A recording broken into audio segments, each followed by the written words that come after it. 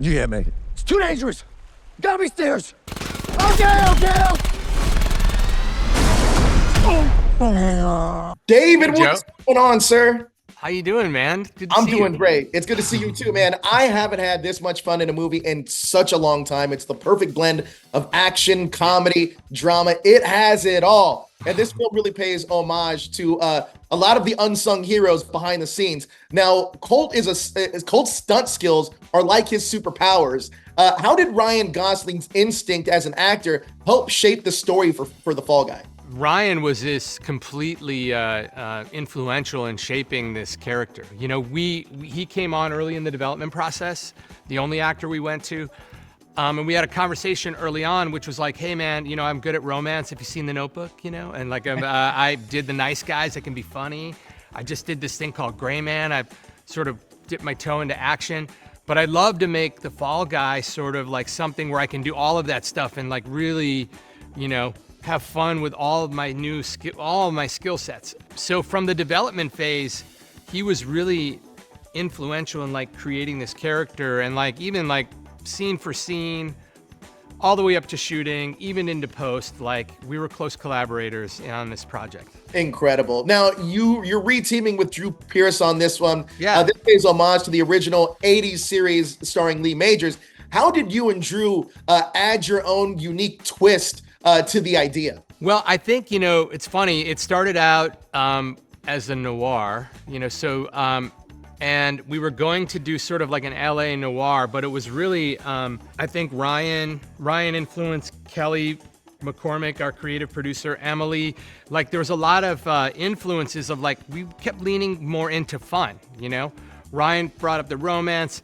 Kelly was working on Emily's character to take her from makeup artist to director, and like sort of the noirish investigation fell off, and we're starting leaning into this rom-com as we're developing the script in this sort of collaborative bubble.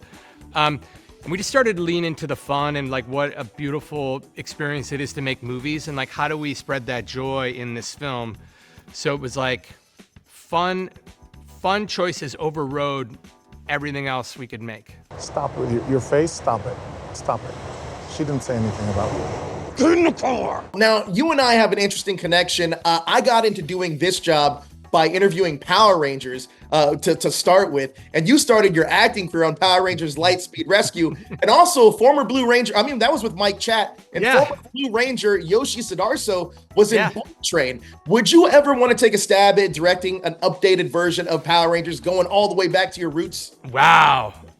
Yeah, I played Brian, a troubled teen who got possessed, I think, on Power Rangers. So you have to go way back to see mine. I fought Mike Chat, though. It's a fun fight scene. That being said, I will never say never. I think that it could be a really fun world, and it'd be fun to update that. And I know that they are, you know, I'm sure that IP is out there and there's people developing it. So, you know, give me a call. Yeah. Now, this film is all about highlighting the unsung heroes and puts a real big focus on stunt people. Now, outside of this movie, what's your most memorable stunt that you've ever been a part of? And can you shout out that coordinator that you worked with? Wow. There were so many memorable stunts. I think, you know, working with Gary Powell on Bourne Ultimatum, you know, we did so many. There were a lot of great performers on that movie. But it was a really formidable time. Like I was like ratcheted into a car. Like I got off the plane and like literally drove to the set and was hooked up to a ratchet, and the car explodes in front of my face and it slams me into the car. You see a little clip of it in The Fall Guy at the beginning of the movie. So working with Gary on that was an interesting time. I was sort of dovetailing into second unit directing, but I was watching him have his real moment and doing some innovative stuff from Casino Royale into Bourne Ultimatum. And so I think that was a really great time in my career, that movie. That's incredible. Well, look, David, thank you so much for your time. Like I said, this is the most enjoyable time I've had at a movie theater in such a long time. Thank you so much for your time, David. I appreciate it. Tell everybody, tell your friends. Will do. It's 100% pure joy. Best movie of the year so far, David. Thank you.